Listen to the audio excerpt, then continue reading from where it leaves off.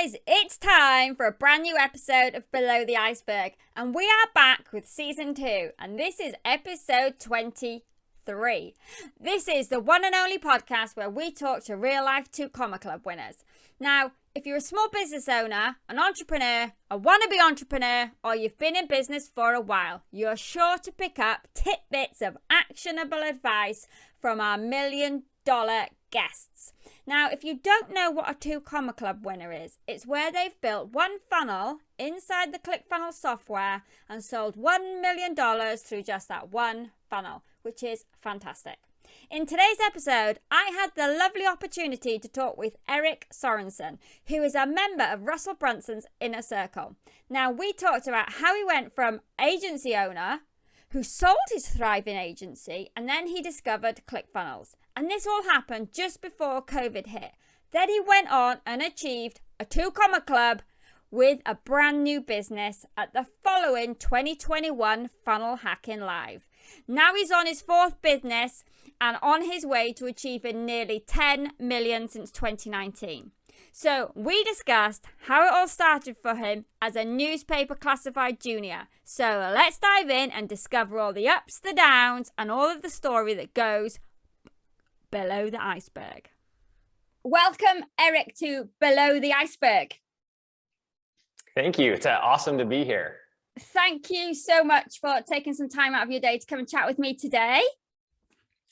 I want to super congratulate you on getting that 2 Comma Club that I can see behind you there. Yes. So that is awesome. So what I like to do with my guests is I do a little bit of a dive into their social media profiles to have a look, see what I can find, really. So that could be really scary. The reason I like to do it is to show our listeners that you can achieve a 2 Comma Club and have a very small following. That's one of the big key things. But then also, then on the other hand, there's people who have massive followings. So it's good to see the difference. So I'll be honest, I didn't find a right lot under Ignite. That's your business, yeah, Ignite? Yes, that's part of the business. That's one of my businesses, I should say. Okay, so I couldn't find a lot under Ignite on your social media profile, so I'm a little bit puzzled, really. So I can't wait to discover more from you. So do you want to tell our listeners what it is that you actually do? Yes, absolutely. So my entire career has been in the marketing, the advertising space. I've been an ad agency owner for quite a while. And recently shifted about 2.5 years ago to a little bit of a different model. Ignite is just my latest venture. This is essentially what my next 5 years is going to be all about. And it literally just launched. Right. Okay. I would call it a soft launch just in the last 2 weeks. So that's why you haven't heard a lot about it just yet, because this is something that's brand new for me. But my 2 Comma Club didn't come from that effort. It came from a similar effort, but this is something I feel sort of called to move towards. And so that's what I'm really going towards. All right. Okay. So the 2 Comma Club, what was the business that you got with the 2 Comma Club? So the 2 Comma Club, it came from a couple of efforts in one business. So essentially I own an agency. So we do marketing and automation efforts. And by the way, your automations for just setting up this podcast were actually super awesome. I got several texts, several email reminders. I'm like, yes, somebody's using automation the right way. It's awesome. So congratulations on that. So it was a company that I had sold the company a few years ago. And I was in the space where I was just trying to figure out exactly what I wanted to do. I mean, that company had generated about $50 million in business. So I did fairly well with it, sold it. And my journey is a little bit different than most entrepreneurs, just due to the fact that I didn't necessarily follow the, hey, I'm dead broke and I found my thing and bam, it was a massive success overnight. Mine was a little different. I had some successes early on when I ventured off into my first ad agency. And then I sold it, like I said, just a few short years ago, 4 years ago or so. And I had money in the bank and, I had some awesome things going on. I started living life. And I thought, like most entrepreneurs, we put a lot of effort in our achievement. And for me, that was like the thing. If I could sell my business and do really well and be financially strong, I've got it made. And I have to tell you, it was like a crazy cool experience for like 4 minutes, right? Tom Bilyeu talks about this. Tom Bilyeu's like, I made all my wealth all at one time. And then all of a sudden I saw these zeros and it was super cool. And then you're like, well, okay, well, what's next? And I didn't have a clear plan after. And so my journey actually started just 4 years ago, even though I'm 15, 17 years into my career. Right, okay. When everything actually went way downhill for me. I had a purpose. I had a team of 30 people. I had all of these other things going on. I owned a print shop as well and a direct mail company and all of these marketing related services. And we were building and growing and serving clients and helping them really expand. And all of a sudden went from that to having no purpose, lost all my momentum, thought it was cool for, like I said, 4 minutes. And essentially I sort of fell into this deep, dark pit where I didn't really know where to go or really know what to do. I don't know if you've experienced that in your life. So, well, yeah, quite often. yeah. Which month, right? So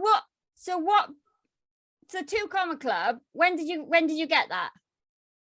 Last year, actually. And it was a result from essentially going downhill. And I remember the day. It was May 22nd, 2019. And I'm sitting there going like, I'm not really serving anyone. I'm not really having a purpose. I had lost like all my purpose. And I'm sitting there and I'm in this really, honestly, this dark place. At that point, I hadn't made any income for like 2 years. Maybe 3. I was just simply living off of proceeds of a sale. And I have a big family and a lot of things going on around me. And I'm sitting there going like, I'm not serving anyone. And Russell Brunson, talks about this calling, right? And so I felt this calling that I needed to move a certain direction, which frankly, Ignite is the result of that calling here 2 years later or 2.5 years later. But I read a quote that day, May 22nd, 2019, that said, that the scariest day of your life is the day you die, when the person you are meets the person you could have become. And I'm sitting there going, oh my gosh, I am literally like 10% of the person that I have the potential to be. And I've got all this way to go. And I'm like literally wasting away my life, my legacy, not doing anything. And so essentially I went to work. And just so you know, this life of the 2 Comma Club, and I'm also in Russell Brunson's inner circle. All right. That whole world, by the way, all the podcasts that you've done in the past are a lot of them are my inner circle fellow friends. So it's really cool to listen to them and we get to hang out quite a bit because of being in inner circle. That's awesome. But I was like, okay, I really started from there and I launched an effort. And this was in 2020, actually in February of 2020, not necessarily the best time to launch a company. But it worked and I achieved 2 Comma Club in less than a year and we're on our way to $10 million. We're trying to get it before Funnel Hacking Live, but I think it's going to be like a month after. I've got to like pull something out of my hat to get about $1 million more and we'll be at the 2CCX to hit $10 million at the end of this year. So what was that business called then? So that business is called HereWorks and HereWorks.com if you look that up. What it is it's actually what I was doing before I adapted it to the healthcare space, because I had a friend that was like, hey, come help me in this industry. It needs a lot of positive disruption because there's a lot of negative disruption in it. I jumped full on in. We created an entire marketing and automation campaign following essentially a lot of the frameworks that you follow with your funnels and that the ClickFunnels community essentially follows. And it was something that was revolutionary in the healthcare space because it really wasn't being done that well and done that much. And we went from essentially 0 to our first year. I think we did 2 or 3 million. And then after that, last year, we grew 471% in our second year. And we made Inc. 5000's fastest growing companies, which is awesome. Yeah. And then I went to Funnel Hacking Live in 2021 last year and got my 2 Comma Club award. And of course, if you probably had this opportunity, Polly, and those that are on stage this year will get invited to a room where they sell Inner Circle. And I'm not sure how many spots they'll have left this year. Last year, they reopened it. So all the spots were open, I think 100 spots. And this is what like really shifted for me in my business is I'm sitting there and it's not that cheap to join Inner Circle. And it's like, okay, here, you want to join Inner Circle? It's like $50,000 and it'll change your life, whatever. And I went to the meeting and I'm like, oh, I'm not going to do it. Like 50 grand, that's a lot. And so I left. And I went to my hotel room, and you know how like sometimes in our entrepreneurial journeys, how you just have this feeling like, hey, I need to go a certain direction. And I felt like I absolutely have to do this. I called my wife. I'm like, hey, honey, instead of buying that Tesla, are you cool if I just spend 50 grand on this? And dude, that's when you know, like you're married to the right person. She's like, yes, go for it. And there's something really, really crazy about a transaction. I have a book up here, Be Your Future Self by Dr. Benjamin Hardy, incredible book. But he talks about that as he studied entrepreneurs, most entrepreneurs actually had a massive success after making usually was a financial investment. And we talk about like the principle of burning the boats and cutting off all areas of retreat. Well, for me, I found that to be true, that it was a financial investment because people that pay attention, right? People that pay for something are actually much more engaged. So I actually I was worried that all the slots were gone. I ran back, I gave him 50 grand. And after like, catching my breath after putting that kind of money down, I ran back to my hotel room, and the craziest thing happened. I'm thinking, oh my gosh, I need to like prove this to my wife that I can 5 or 10x this investment immediately. And I came up with a program. Essentially, we call it our platinum program. And what it essentially is a training and a coaching program that was a year-long program. And I created it just at Funnel Hacking Live Friday night after spending the money. In 2 hours and 2 weeks later, I held an event and it generated $406,000 in one day. I was like, oh my gosh. Wow. And this year, our goal is $1.3 million for just that one little program in September that we're opening up slots again for it again. So it was a crazy, crazy journey to get there. But yeah, I hope that answered your question. I know that was a little bit of a long-winded answer. So the Here Works, what were you actually selling there? What were you? Yeah, so we help healthcare clinics. We help them essentially grow from the outside in, and the Platinum program is from the inside out. So essentially what we do is we are an agency for them. We place their digital marketing, traditional marketing. We also help them we've developed an entire essentially patient nurturing and automation system that essentially nurtures patients throughout every step of their journey. So we looked at the journey of these clinics and we said, okay, well, what touch points need to be delivered so we could essentially expand the influence of the practice without expanding their time. And we developed this massive system. Then we integrated it with all the practice management software that they use to enter patient data. And it took about a year and a half to actually build it the right way. And when we launched, it was pretty awesome. And it was actually the first one in the entire industry for at least for that particular space. So what type of funnel did you use to get them in? Well, of course, we created our value ladder, right? So our very first entry to the value ladder was a webinar funnel. We started doing webinars and started really serving, creating just really good content on how they can grow their practice and certain things that they need to be doing, how they define their ideal client, how they get really clarity on where they want to go, how can they create loyalty among their patients, and how can they do things a little bit different in order to be able to help them grow. And so that was like the beginning. So we did live events, we did webinars, and then our webinar funnel led to essentially a strategy call, because of course what we do is considered high ticket. Our average client spends, I don't know, anywhere from $5,000 to $7,000 a month with us when it includes our fee and then of course ad spend. Right. So from there, we essentially bring them to a page where it goes to a strategy call. And then from the strategy call, we then pitch them in person, usually over Zoom, on what we do and how we do it. And then once we close, we launch.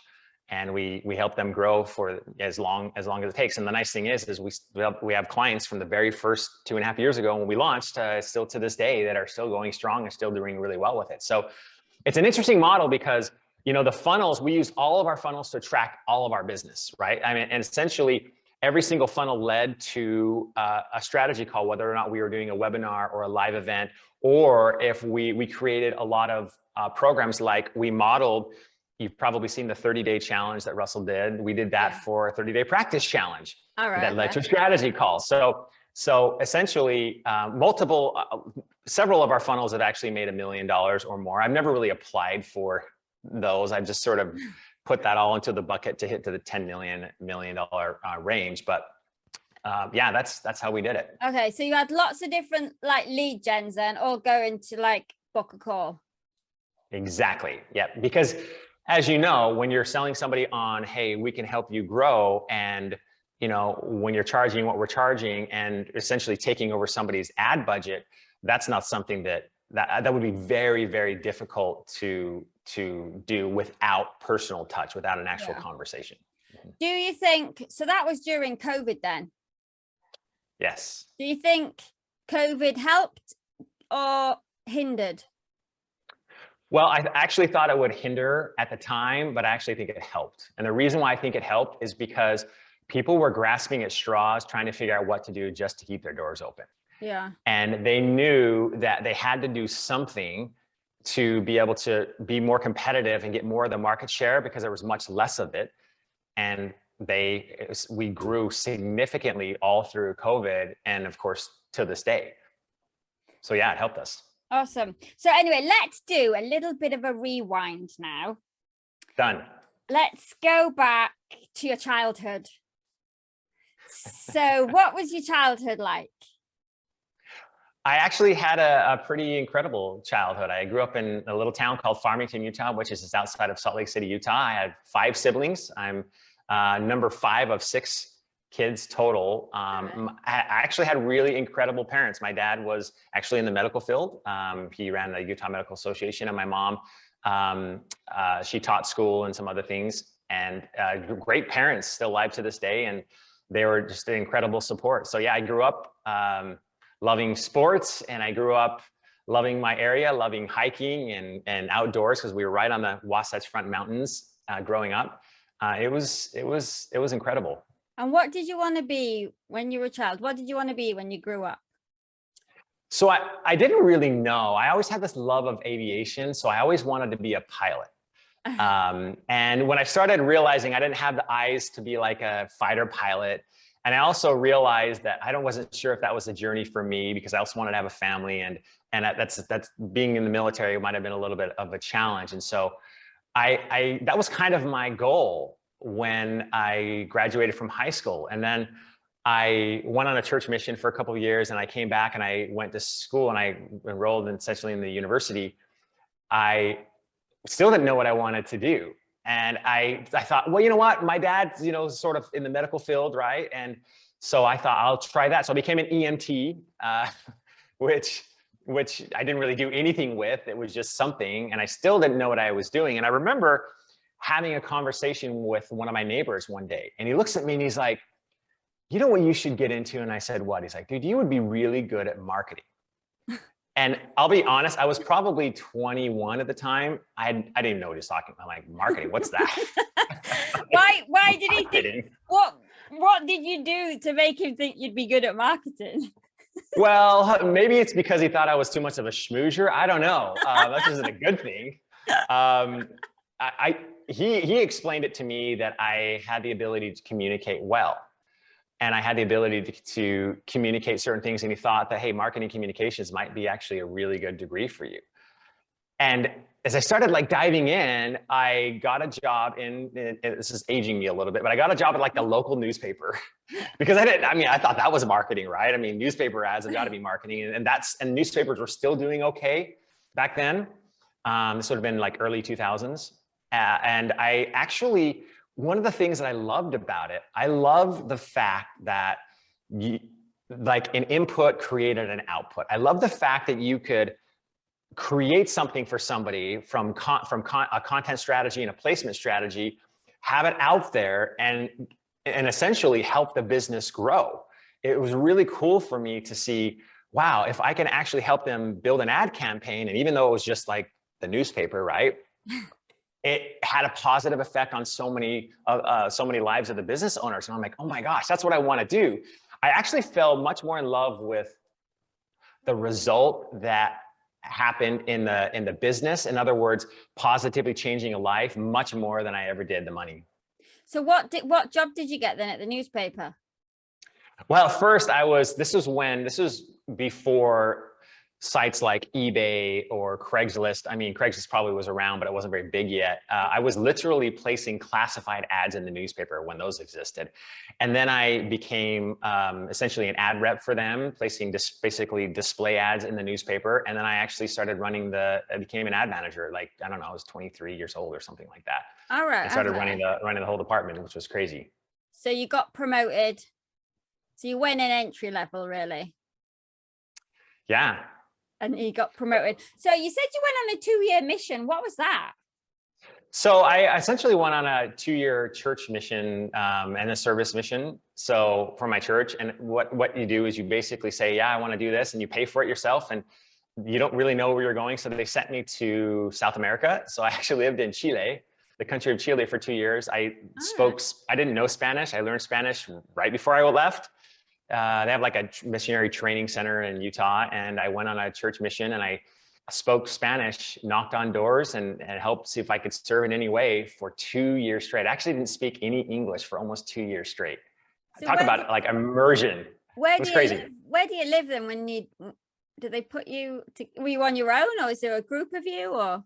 No, yeah, I think there's like 80,000 right now in the world today, but at the time there's probably 50,000. And so they pair you up with another guy, and you work 2 by 2, and it's a very organized, essentially it's very organized, where you have like a district that you're over, and you have like a district leader, and you have like a zone, and you have like a zone leader, and you have like a whole mission, and there's like 150 or so missions throughout the church. And so there's a lot of oversight, and it's very strict. I mean, you don't date, you don't go out and party, you don't do anything like that. You literally 16 hours a day are talking to people and serving and doing everything you possibly can for 2 years straight. It was insane. And it taught me, honestly, how to communicate very well. It also taught me a lot about getting over fears. I mean, when you're knocking on somebody's doors in a language that you don't speak, and you start having conversations with them, that's pretty intimidating.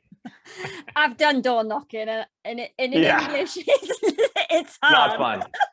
Yeah. It is not fun. So at the newspaper then, so how long were you the ad manager at the newspaper?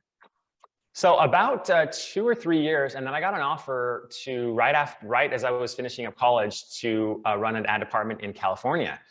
And so I left there, and I did that for 2 years. And I saw the writing on the wall. About my second year in there, I'm like, newspapers are dead. There's no way that they're going to be able to stay alive and compete. And I'm like, I don't want to put my future on that. But it was bigger than that. One of the problems that I had at the newspaper was the fact that I could only positively affect a client's business in a very small way, one small piece of the pie, right? And I started working with ad agencies. I started seeing what they created, and the level of creativity in the newspaper business wasn't great at all. And I saw ad agencies creating really cool campaigns and really being able to help a client from a 360-degree perspective. And I'm like, I'm totally doing this. So I burned the boats in my own right. It was really tough to do, but I had an idea, and I created a company called Avalanche, and I walked out. I quit my job. I had no prospects, very little experience. I had very little money. I bet I had less than $5,000 in the bank. And I walked out and started an ad agency. I look back and I'm like, I have no clue how I stayed in business, because what I know now versus what I knew then is like vastly different. And I don't even know how we survived the first year or two, but we grew that business from 0 to probably $3 million-ish in the first maybe year or two, maybe 3 years. I was probably 3 years. And then we stayed at about 3 million for I think I was in that business about 9 years. And then I ended up selling that, and I started another ad agency and grew that one from basically 0 to 10 million in about 2.5 years. So when you started it, what did you do? Did you go rent an office? What did you do? Because it was no homework in then. I found this tiny, pathetic office that it was probably not more than 1,000 square feet.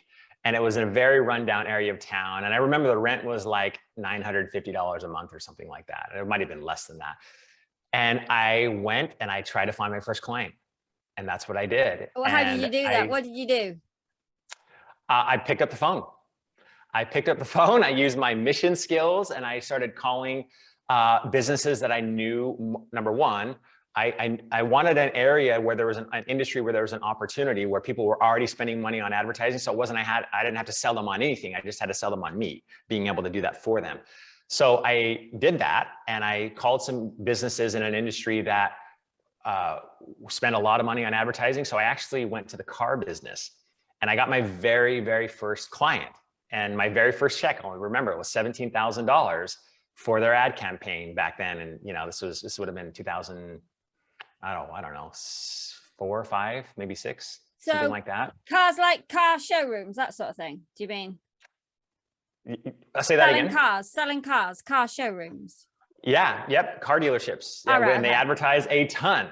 Yeah. Yes. So most of them have ad agencies, and I knew that, okay, that was a good space to get into. And so I did, and we got our first client. I didn't stay in the car business. I actually hated it because it was all about gimmicks. It was all about, like, there's a lot of bait and switch going on, and it wasn't the cleanest industry, and it really wasn't me. I stayed in it for probably 4 years. But then we moved on almost immediately from auto and started getting other clients. We picked up Gold's Gym. We actually did a contract with Walt Disney. As we started to grow, we picked up some national accounts as well. And we started to really, really grow and get some clout. It was a lot of fun in those early days. So why did you sell that first agency? Well, I think part of it was the fact that it was my first agency, and it just was an opportunity. Somebody came to me and said, hey, I want to buy your agency. It wasn't worth a whole lot of the time, but I also ended up getting into a partnership that I thought was probably best that I moved on from. So it was kind of a pivot point in my life where I'm like, you know what? I think there's an opportunity to say yes to this buyer. It ended up actually not being a good deal at all. I ended up losing a significant amount of money because on the back end, they shorted me a ton of money, and I ended up walking away from it completely. Oh. Just because of some of the things that were going on there. It was actually looking back, it was a great experience for me to learn early on, but it was not a good deal for me, for sure. And then you started another agency? Almost immediately, yeah, I did. Was it the same or different? Very different. I called it Sorenson Advertising. I know, a very creative name. And I took basically all the strategies that I had learned. I learned a lot. You know how it is in business. You learn at first what not to do, more so than when you learn what to do. And so I took all the things that I shouldn't do, didn't implement them, took sort of the power of what we did do, and then tried to learn more about how to make it even better. You know, my only strategy in the very beginning of my career, probably the first 10 years, was hustle. I mean, I could out hustle anybody. I remember not even going home at night, just working through the night and just put everything at blood, sweat, and tears. It was like 100% hustle is how it got me to, $0 to $3 million. But you can only hustle your way to a certain amount of revenue. And then also you're not happy, you're exhausted. If you have a family, it's not good on your family. It's terrible on a marriage. I wouldn't recommend it for anyone. And I certainly don't do that now, at least not to that level for sure. But yeah, it was all hustle in the beginning. And that second effort was a little bit more, hey, strategy. And I'll never forget, one of the reasons why we were able to grow so fast was just one little opportunity. Sometimes you found, and you probably experienced this for yourself, sometimes it's one decision or one thing, and just all of a sudden the floodgates open. And for me, we had been pursuing a telecom company. And when I say telecom, like internet, TV, phone, business. So most of it was obviously internet. And at the time, we had just gone through the 2008, 2009 recession, which, as you know, lasted for quite a few years. And so we'd met them, I want to say it was about 2010 or 2011. And this was a telecom company. They were in like 4 states, and they had an investment firm had bought the company for like $80 million. And at the time, their valuation was under 20 because the recession hit them so hard, and they were about to shut the doors. And so they hired a new management group, and they went to the investors and say, give us some money so that we can build this thing. And one of the things they did was they hired us. And so we went to work, and we created ad campaigns. We had a lot of fun building their business. And 4 years later, they sold for $275 million. Oh, wow. And Awesome. and one of the crazy things that happened with that is there was a lot of news on this, at least in the telecom world. And they asked the question, like, how did you do this? How did you turn this around from 20 million to 10x, over $200 million in a sell? And they listed 5 things. Hiring us was number 3. And so word spread, and we got hired all by USA Communications, by TDS Telecom, and all these publicly traded companies. And we just exploded from there. And it was that one little success that just word spread. And all of a sudden, we grew by leaps and bounds. And it was pretty awesome. So what was one of the main things you did for them? Well, I think some golden nuggets that you can share with our audience. Yes, the truth is, and I know this doesn't sound like a really sound strategy, we truly cared more than anybody else. Like, we were very passionate about getting results. We were very passionate. We would do what it takes. It's funny, I had my voicemail changed to, "Hi, my name is Erik Sorenson. Please leave a voicemail. I'm not available. But if you're a client, whatever the question is, the answer is yes." And I got a little wiser a few years later and realized it's probably not the best strategy to say yes to everything. But, we would get calls from clients like, "Hey, do you know how to do this?" We're like, "Absolutely, we'll do it for you." And we figured it out. We didn't know exactly how to do that. And we found resources, and we were just super resourceful. I mean, I mentioned at the beginning, and I know Tony Robbins talks about this all the time. A lot of us think that when you start a business, you need resources. You don't. You don't need money.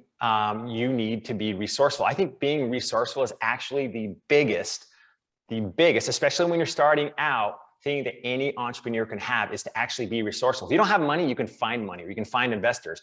If you don't have certain tools or techniques, you can be resourceful. You can figure it out. If you don't have any clients, pick up the phone, build your funnels, like start testing and trying it. And it never works the first time. I mean, maybe every once in a while, but I love the name of your podcast because all that people see is what's above the water. They don't see what's under it. And there are no overnight successes. The truth is what happens, we're essentially rewarded in public for what happens in private.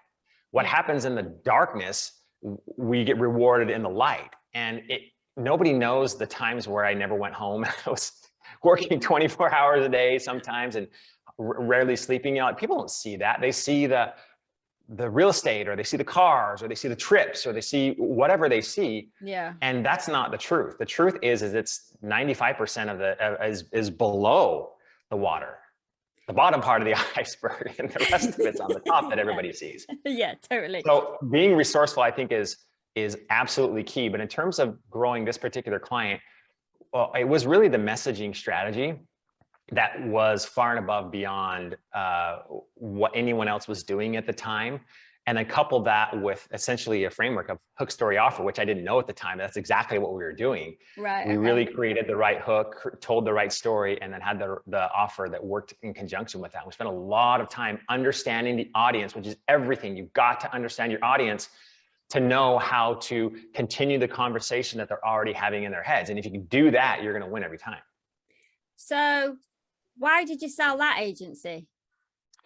So I had an opportunity. I had a buyer again for the second time come to me. I'd never actually once listed it. I've only one time in my life listed a company for sale, and it wasn't this one. And it was interesting because out of the blue, a guy that I knew in the agency space says, "Hey, let's go to lunch." I'm like, "Cool, let's do it." And I'd known him very well.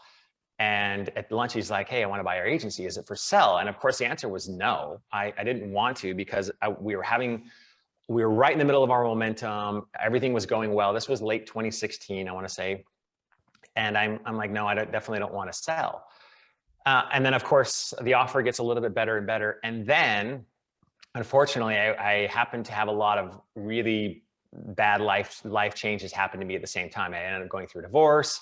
And I had, 4 kids at the time, and I went through a lot of crazy things. And because of that, going through that transition, and then through this whole transition, I ended up getting remarried down the road. And I was facing the prospect of even a bigger family. I had 4 kids. My wife, now we have 10 kids together. I'll tell you that right now, Wow. which is crazy. And try to run businesses with 10 kids. And so it was more of life circumstances. And I realized that, oh my goodness, like I've got so much going on. If there's a time, it's probably now, and I'm still young, I can still go do something else. And then I ended up selling. Now a transaction like that, it took almost a year to have the whole thing go through, but yeah, I ended up doing it. So how did you come across ClickFunnels and Russell Brunson? So here's the crazy part. This is back to what I told you about in the beginning of the podcast, where I had lost all momentum. I'm not a person that gets depressed hardly at all. And I actually went into kind of a bit of a depression because I lost my momentum. I didn't have my purpose. And I read that quote and I'm like, I'm just not happy. I'm not progressing at all. To that point, I hated seminars. I hated masterminds. I hated going to conferences. I probably hadn't read a book, honestly, since college. I know that sounds crazy, but I got to the point where the challenge of the frustration and the pain was so great of me being in this pit and not really knowing where to go and not having any purpose and not serving anyone but myself, which is completely empty. And I get my joy from serving other people. So I was just essentially robbing myself from my own joy, and it was my own fault. And I read that quote and I'm like, I'm going to change this. So I went crazy. I read, I don't know, 150, 160 books in 2 years. I went to every conference I possibly could. I went to 7 Tony Robbins events in 1 year. I mean, seriously, crazy. I hired Garrett White. You probably know Garrett White as a coach, and got into all of his programs. That's when I learned about ClickFunnels, and then I got involved in ClickFunnels. And my very first funnel hacking was actually 2020, right before COVID. I think that was January of 2020, right before everything shut down. That was my very first experience with ClickFunnels. So I hadn't built a single funnel before then. That's why I went from 2020 and then on. I was sitting on stage with my 2 Comma Club award in 2021, a year later, which was crazy. I just essentially looked at if you're listening and you own a course, I've probably bought it. Every single course I could get in, I dove into education, and which was not me. And now I'm speaking on stages. Now I'm doing masterminds. Now I have an inner circle. Now I have people that pay me to coach them, although I do more group coaching and not any one-on-one, because I'm not a big fan of that for me personally, for my model. And it's crazy that I'm doing the things now that I was seeking after. And I know my true calling is to create transformation in people's lives through coaching and training and leadership, and essentially what I'm doing now. And that's what I love to do. But yeah, I went absolutely crazy into content and then started developing my own programs from it. So you went to Funnel Hacking Live in 2020. So that was it March? No, it's February, wasn't it? February 2020. I think it was like end of January, beginning of February. Yeah. Mm-hmm. So, and then you got the 2 Comma Club the following year. Correct. Yes. So what happened after you left Funnel Hacking Live then in 2020 that it just blew up? Well, at that point, I was already 6 months or 7 months into my journey of just diving into what I wanted to do, what I wanted to become, and learning things that I really didn't know about. I'd never really spoken on stages before. I had never really written a book. I had never created a program like Ignite Your Fire, anything like that. I'd never done anything like that, but I also felt called to it. I felt pulled that direction for whatever reason. And I also felt like I had a talent and skill. And my whole life, people would tell me, dude, you're a great public speaker. You need to start speaking. And so I started doing that. I started getting speaking gigs, and I started asking for more, and I started getting keynotes at certain events, and mostly, well, at the time virtual, but then they turned into live events over the last year and a half. Yeah. And after Funnel Hacking Live, I launched HereWorks, and then a year later of 2021, I launched Platinum Partners right after my 2 Comma Club award that I told you about. And here we are, just about to breach 10 million here in the next 3 or 4 months. Super excited. So the HereWorks, how did you decide on that niche?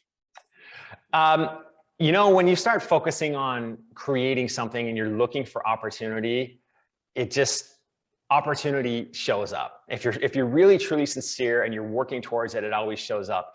And I had a friend of mine that knew me from the agency space years prior. He said, hey, there is a big hole because he owned clinics, and I knew that, but I'd never really worked in the healthcare space. And he's like, hey, there's an opportunity here. You should go check it out. So I actually went to one of their conferences, and I went to like the marketing breakout sessions to see what people were saying and what they were teaching. And I was like, oh my gosh, this is crazy. The things that they're teaching these people to do, first off, it's nothing like you would learn at Funnel Hacking Live. It was like things that I had learned like 10 years prior. They were so far behind the strategy. And I realized, like, even if I was average, bringing ideas that are average outside the industry into the industry would be revolutionary. And I saw it as a pretty big opportunity. Essentially what I did was I found an underserved market, and I just happened to find it through someone else, by the way. I didn't find it myself. I wish I could claim that credit, but I can't. Somebody else actually talked about that or gave me that opportunity. I looked into it and I realized, wow, this is a way underserved market. They have a ton of threats that they're facing. They're not marketers. Most of these business owners in healthcare space aren't marketers because they learn healthcare. They learn patient care. They're really, really good at patient care, which is not the same brain as a marketing person. They don't really like marketing. And some of them struggle operationally how to run their business as well. And so I realized, wow, there's a big, big opportunity to create and innovate something new, create the new opportunity that we learned about in Expert Secrets, create a new opportunity in the space. And that's what we did. I went crazy and just really created this new opportunity. And then I found some relationships there. And then I launched it and hired a team. And we went from basically 2 employees to 13 employees in just about a year's time. It's been super, super fun.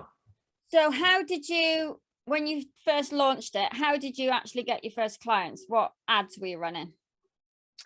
So before we actually started building relationships, the first thing we did is we actually went to these industry conferences and started talking to people and having like one-on-one conversations. I know this is old school, but I'm still a big fan of personal touch if you can do it. It's not as easily scalable, but if you're starting, if you're a high ticket business, all you need is one $25,000 high ticket sell, and bam, like that. Like, you don't have to be the person that has 1 million followers to get in the 2 Comma Club X, right? I mean, how many clients at $25,000 high ticket? I know for some of you that might sound daunting, but how many clients do you actually need in order for you to be able to get to that $1 million mark at 25,000? Well, it's only, what's the number? 45? If my math is correct, it's not that many.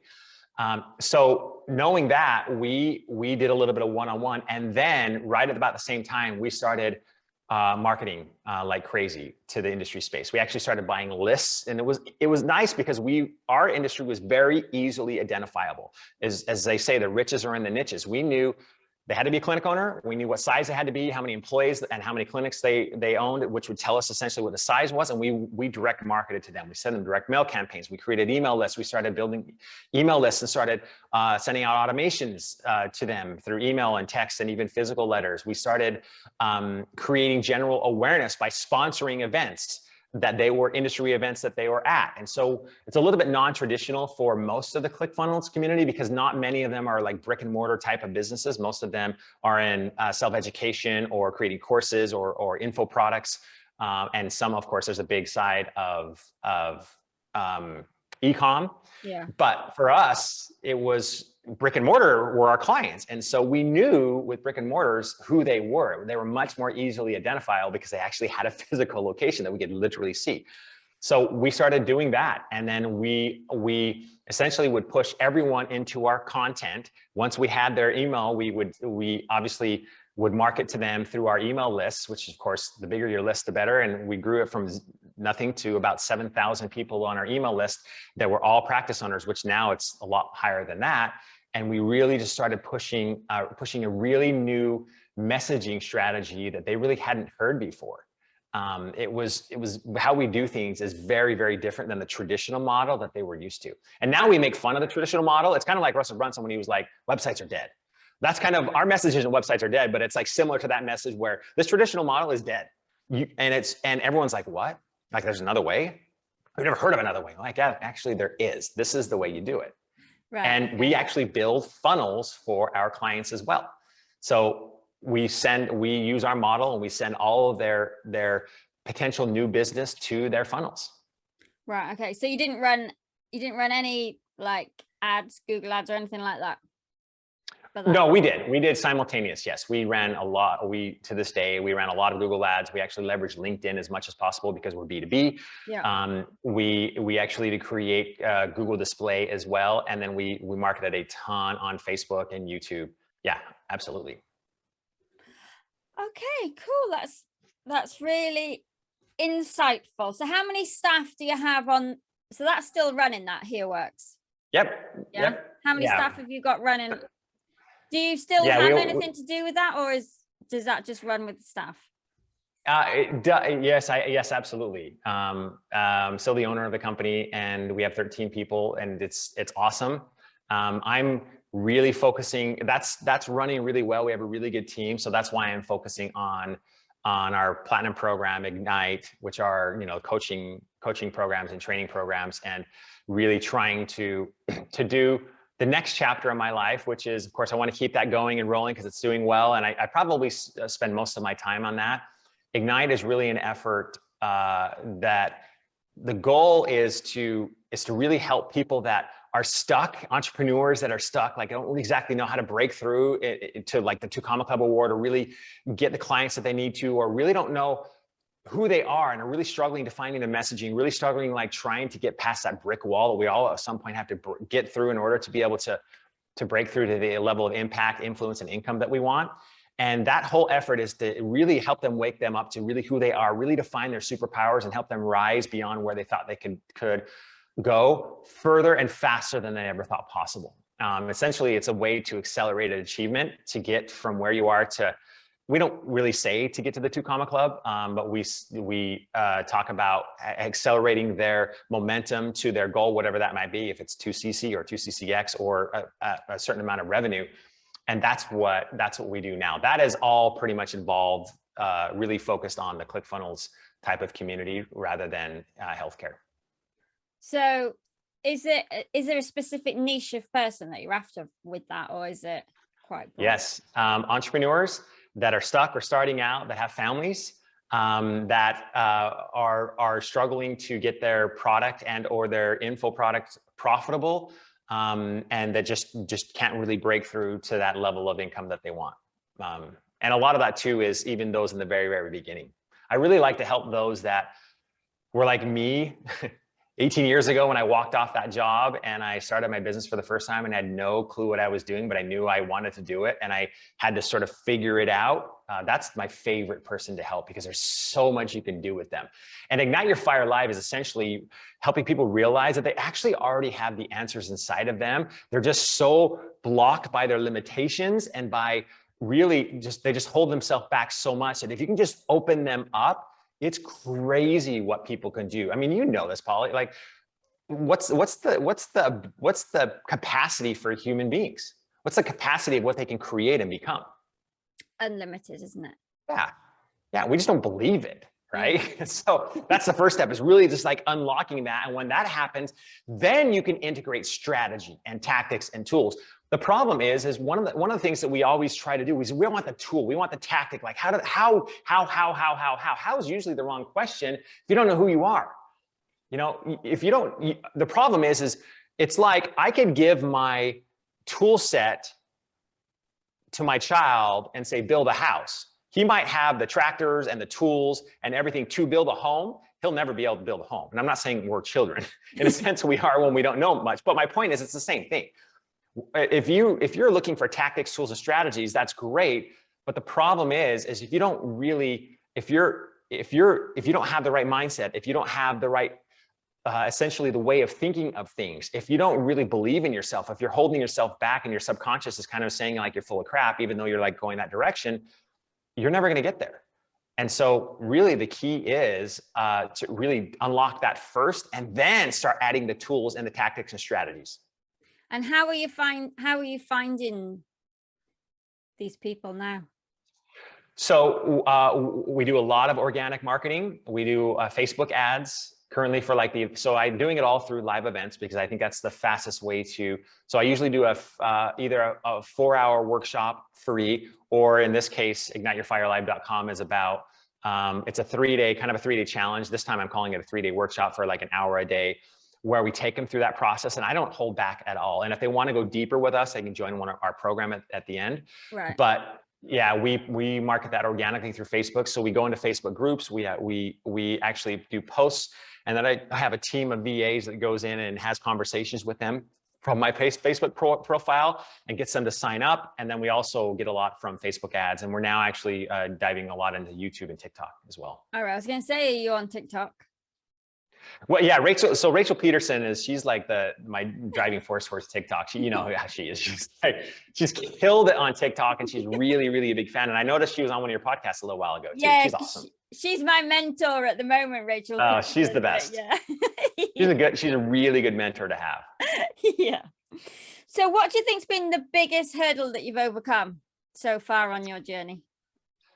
I think the biggest hurdle that I've overcome, and this may be very different from what you may be thinking, but honestly, it's overcoming myself. It's one of the most rewarding things that you can do. And I'm still not 100% there yet, but essentially overcoming the limitations that I've put on myself, or the fears, or the thoughts that, hey, I can't speak on a stage. I'm not Tony Robbins. I'm not Russell Brunson. I'm not these guys. I'm not that person, or I can't do this, or really just the crap that we tell ourselves all the time. Understanding that, first off, it's not true. If I really think about it, it's absolutely not true. But really overcoming that subconscious programming that all of us have, and the limitations. And by the way, all limitations are learned. Every single one of them are actually learned. That has been the biggest thing. And there was actually a study done just a few years ago. I'll just make this short. They took 300 or so people into a room, and they took all of their limitations, their false beliefs, the garbage that we tell ourselves all the time, and they fact checked them. They actually wanted to know if they were factually true. And they found out that 100% of the time, not a single one of them was actually true. So you can pretty much rest assured that if you're telling yourself something negative, if you're going towards a goal and there's a lot of resistance, both externally and internally, you're probably on the right track. And frankly, the stuff you're telling yourself probably isn't true. It's just bull crap. And you just have to get behind that and really overcome yourself, because you're the biggest chokehold in your business, but you're also the biggest opportunity in your business as well. And if you can get past being the chokehold and become the opportunity, everything will change. So how did you do that? How did you get past that? So I got past that. There's a lot of things that go on with your subconscious mind, honestly, by hiring a coach. You may know her. She's actually an inner circle. Her name is Dr. Shannon Irvine. Check her out. She's amazing. I hired her and spent a full day with her. She's actually she's a neuropsychologist. And she taught me that you cannot out hustle your subconscious mind. So you might have like a goal, but deep down inside, your subconscious is like, yeah, this is never going to happen. And because of the fact that all behavior is based on belief, like you do something because it's either part of your identity or you believe it. And the higher level of belief that you have in what you're doing, the more you're going to go after it and the more likely you are to accomplish it. But if you have a lot of subconscious programming, which frankly happens in a lot of it in our first 7 years of life, but even until you're like a teen, and it's mostly taught to you by somebody else, usually your environment, your parents, or whatever. And even though you might have these awesome dreams, like a lot of people are like, I can never get past $100,000 in income. I can never do it. Like whatever I do, I just can't get to it. And that's usually because your subconscious programming is like, okay, you're not worth more than that. And that's all you can do. And no matter how much you hustle internally, it's just not there. And so there's a process that she actually took me through that helped free what was going on in my subconscious mind and really changed my programming. It was super cool. You'll have to check her content out because she'll teach you how to do it. And it opened up everything. Again? Dr. Shannon Irvine. All right, okay. I have to look at her website. Sounds very interesting. You should have her on your podcast. She is again, she's in an inner circle. So she's a big ClickFunnels community member. She's absolutely incredible at that kind of thing. And so that's why I read books like Break the Habit of, or not Break the Habit, but Be Your Future Self Now. Like, how do you break through to those things? It's really cool. Very good. Yeah. So do you have affirmations or like a morning routine that you do every day? I do. Yep. I wake up at 4:30 every morning. I'm one of those crazy guys. Wow. I usually, that's when I read at least an hour a day. That's how I get through about a book a week. And then I go to the gym because fitness is really big for me. And then the first thing I do when I wake up is I review all of my goals. And actually, this is a process that she taught me. I review all my goals and essentially what I want to accomplish. And I actually recorded my story of my perfect day 1 year into the future of what I am and what I've become. Because reaching a goal isn't so much about doing, it's more about who you need to become. And really, I focus on who that guy is, and I create a clear vision for myself, and I listen to it right before I go to bed, and I listen to it every morning, and it's amazing. It changes your programming. It's super cool. And so that's what I do on my mornings, and then I go from there. How long's that recording then that you listen to? Oh, it's only about 16 minutes, but it's very, very, very detailed. On like when I wake up, here's where I am, here's the car I drive, here's the house I have, here's my family, here's the income I'm making at the time, here's what I'm doing that day, this is how many followers I have on Instagram, this is how many followers I have on Facebook, this is how many followers I have on, this is how many people I have in my live events at that day that I actually am going to the live event that day. This is how I get there. This is what happens when I go home. This is what I do the following weekend. Like it's a very detailed vision of my future. And you probably know Mr. Beast. He's one of the biggest guys on YouTube. He makes hundreds of millions of dollars. He did this for himself. And I didn't know this till like a month ago. And you can watch it on his YouTube channel. He did this himself, I think like 1 year in the future, and then 5 years. And he's like, I hope I have 1 million followers. I hope I have 1 million followers. And he actually scheduled the YouTube video years in advance for it to actually release. And it released, and he watched it back. And I think he wanted to be at 1 million, and he was at something like 80 million. It's something like that, like really crazy. So Mr. Beast is just crazy though, isn't it? He's insane. Crazy. But check that out. It's really cool. I will check that out. His videos, I like his videos. Yeah, it's pretty hilarious. Awesome. So I have one last question for you. Yes. If you were going to be an animal for 24 hours, what would you be and why? Easy. Eagle. An eagle? Eagle, because that's the flying part of me. I am a pilot now, by the way. I do fly. Oh, I've flown for 15 years now, but just privately. And I just love the fact that eagles have the vision that they have. If you look at them, they're so focused, and they jump off cliffs and just soar. And the analogy I always talk about is, it's sometimes you just have to, even if you don't fly like an eagle, sometimes you just have to jump off that cliff and find your wings on the way down. Yeah, I like that. That's a good one to finish with. Great question. Awesome. So if anybody wants to find out more about Ignite, where do they need to go? So you can go to eriksorenson.com. It's Erik with a K, E-R-I-K, Sorenson with an O-N.com. And you can actually access the community there. You can access the next live event. The next one's happening. I don't know when this podcast is recording, but they're usually every month, or you can go to igniteyourfirelive.com. Awesome. So thank you so much for chatting with me today. Thank you. It was good talking with you. Thank you for listening. I really hope you enjoyed today's episode.